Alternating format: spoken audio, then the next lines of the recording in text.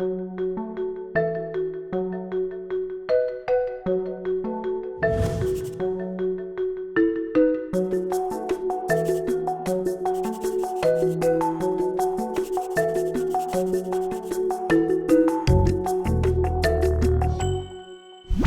we think about partnerships, and particularly about STEM education partnerships, one of the things that we have observed over numerous evaluations over the years is that partnerships have a variety of different starting points. And one of the ways we've developed to try to explain these starting points is to use a marriage metaphor. We've developed this idea just as a way to help folks understand that your partnership may begin in a wide variety of different spaces. Now, your starting point doesn't necessarily predict whether your partnership will be a success or a failure, but it does give us a good understanding of the types of transaction costs and experiences that you're going to have along the way in trying to establish a successful STEM education partnership. One of the things that I would like for us to think through is first, just what are partnerships? So oftentimes, the idea of partnership got a lot of association with mom and apple pie. What could be more positive than the idea of a partnership? However, the formation of partnerships is difficult, and it requires people to have a deep understanding of the ways in which they need to work between the varieties of cooperation and collaboration they're going to experience. And there's really three key ideas that distinguish a partnership from just any other form of contractual relationship.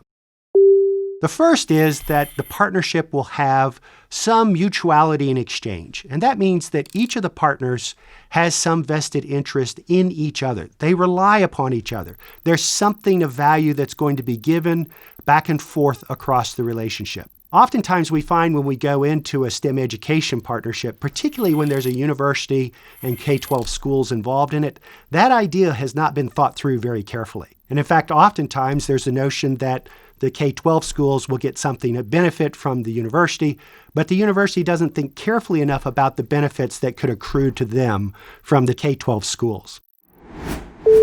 A second is that the individual partners have to get something out of it. They have to have some enhancement of themselves as a standalone identity of the partner. And so that idea also is not thought through. People will think through, this is a partnership. I loved being associated with these folks, but they don't necessarily think about, well, how do I personally benefit from this particular thing?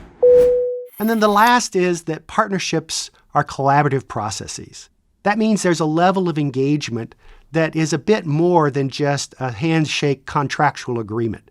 This is something where you expect to have interaction with each other over the lifetime of the partnership. That doesn't mean that the methods and modes of the interactions are going to stay the same throughout the life of the partnership. In fact, it'll probably change as the partnership matures and the activities develop. So that takes me back to the idea of a marriage metaphor. We came up with a wide variety of these, and the thing I should emphasize is that we have observed each of these types of marriage relationships out in nature when we go to observe and evaluate the operations of a K-12 STEM education partnership, usually with a university, but in some case with other types of entities. Now, perhaps the most common type of metaphor we see is what we call the whirlwind romance. And this is a type of thing where people get excited, they jump into the partnership, they think this is going to be great, they're excited at the idea of being engaged, they're excited at the idea that there might be money involved in this that they can all share with each other, but there's a rush to jump into the relationship without a lot of reflection necessarily on all of the hard work that goes into building partnerships. And so the whirlwind romance is something that most of us can identify with. It's that moment where we have just that sense that here is something that is going to be exciting and interesting and new, and the partner is so attractive, and so we jump right in without necessarily reflecting carefully on all of the work that's going to go into it. All right, a second type of marriage that we see quite often is when parties go off and elope. You have people in the university, you have people in the K-12 school, they get together, they say, hey, let's form a partnership. They start engaging in activities with each other, but they don't actually bring along their home institutions until they're well down the path towards engaging in the partnership. And so this is an elopement. This is something where they come back and inform their organizations that, hey, we have an ongoing working relationship. The most common form that this occurs in is that folks go off and they get a grant and they come back and they announce to their organization that they were successful in winning the grant. And now the organizations and institutions involved have to catch up. They have to figure out, well, what have we actually committed ourselves to? We have to understand what types of agreements we have to have with each other. We have to understand what reporting structures can be used. Now, universities will typically default to their sponsored research programs, but for the K-12 schools, it's oftentimes not quite as easy to do that type of translation. And so there's a lot of this type of transaction cost that now comes on the back end. There's some opportunity that's been established. There's some ongoing activities that they're being engaged in. And now the institutions are coming in. This oftentimes is quite stressful for administrators and organizations because they now have to have an ongoing program in their midst that they now have to figure out whether it's possible, allowable, and feasible to do. There's a third type of a marriage that we see that's kind of the opposite of the elopement, and this is an arranged marriage. And this is the type of thing that we see when administrators or leaders of the different partners that are involved in the organizations get together and agree that this is a great idea, and now what we need to do is mobilize our troops to go actively develop and engage in the partnership. And so in this type of thing, both faculty and staff and teachers at K-12 schools will be familiar with the term of being volunteered. They are asked to, in fact, make the partnership work because the leaders of the organizations have made the arrangements work. Oftentimes at this point, the types of transaction costs are now borne by K-12 teachers and by university faculty who are then tasked to fit in the partnership in an otherwise very busy work schedule to try to be successful. There is a fourth type of marriage that we see when we go out and try to evaluate partnerships. And this is similar to the arranged marriage, but it's a little more difficult and a little more challenging. And these are marriages of convenience. So this is where the individuals involved in the partnership, they might have some ulterior motive for being in the partnership. They're not transparent about their goals or their objectives for the partnership. And in fact, they might have a goal in terms of getting grant money or getting opportunities for publications or getting opportunities for student teachers to have more experience in K-12 schools. Or the K-12 teacher is looking for some form of additional professional development, but nobody has made those types of goals explicit in the building of the partnership. These things suddenly emerge. So, for example, one of the common types of transaction costs that we see is K-12 teachers will complain that the faculty members they're engaged with from the universities are far more interested in getting publications and presentations out of the experience than they are in actually helping them at the grassroots level within the school. So whoever formed the partnership had not thought about all of the additional motives that might be running around inside the partnership. There's another version of this marriage of convenience, but it's a little more nefarious, but we actually see this from time to time. And this is marrying for money. And so oftentimes when we're talking about both universities and K-12 programs, these are not organizations that have received an abundance of the public's largesse over the years. These are oftentimes cash-starved organizations.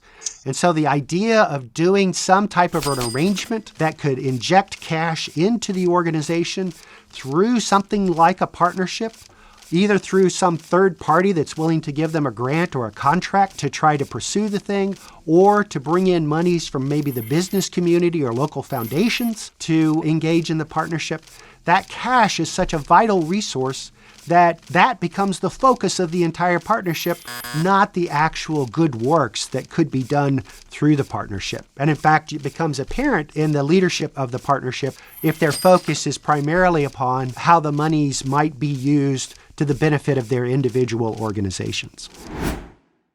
But now I'm going down a path where we're seeing a lot of sort of transactional and utilitarian ideas about partnerships. But there are some other versions that we should think about that really reflect long-term types of partnership relationships.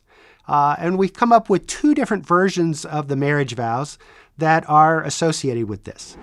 renewing your vows. These oftentimes what we find is that people that are successful at launching and establishing partnerships, they are able to maintain these relationships over very long periods of time. They will have the ability to attract new projects to an ongoing partnership. They'll have the ability to reimagine and sustain the idea of the partnership over the time. They can bring in new participants into the partnership over time. But the fundamental core relationships are, in effect, skill sets that they have learned associated with partnering that make them attractive to each other. And so over time, periodically, they'll go through a renewal of their vows. There'll be a new opportunity for funding or a new opportunity for programs. I'll give you an example of this type of thing. We saw one partnership that had been very successful in developing curriculum over time. It had established both a math curriculum and a science curriculum and a robotics curriculum, building on engineering education principles, but then moved from that into establishing partnerships associated with student engagement or teacher renewal. And these types of ongoing relationships were positive and powerful and sustaining. But each iteration required a review and a renewal of vows amongst the standing partners. The last type of partnership is kind of the flip side of that and sometimes can appear in a kind of a negative form. And this is the earnest marriage. These are very focused, very planned out arrangements in the partnership. This is where people are working on the relationship. And in fact, perhaps they work on the relationship so much that they diminish the kinds of positive experiences that people can have as partners in the relationship. So I might end up over planning. I might end up over engaged. I might create lots of transaction costs for the teachers or for the faculty members to be involved in with lots of strategic planning exercises. And this goes to a point that we should emphasize in the earnest marriage. There is a balance that has to be established. So yes, it is hard work to establish that mutuality and exchange. Yes, it's hard work to establish the enhancement of each individual partner as a standalone entity. And yes, it's important to be articulate about the demands that collaboration will bring. But it is also, as we've observed out in nature, quite possible to beat that to death by overly doing the strategic planning, overly doing the administrative reflection, and creating too many transaction costs for the participants to be effective in what they're doing. Now, let me last make this point. Those are the different types of marriage metaphors that we've seen out in nature. We should also point out that, as we said earlier, none of these predicts whether you will have a successful or a failed partnership. We have observed over time each of these types of marriage metaphors telling us the starting point. And in each of these cases, we've seen examples where there have been some aspects of the partnership that were successful and some that were more challenging and had to be reevaluated or, in fact, just ended up in an abject failed relationship. However, understanding these starting points is valuable is giving us an understanding of the different types of transaction costs you'll experience along the way of trying to implement your partnership.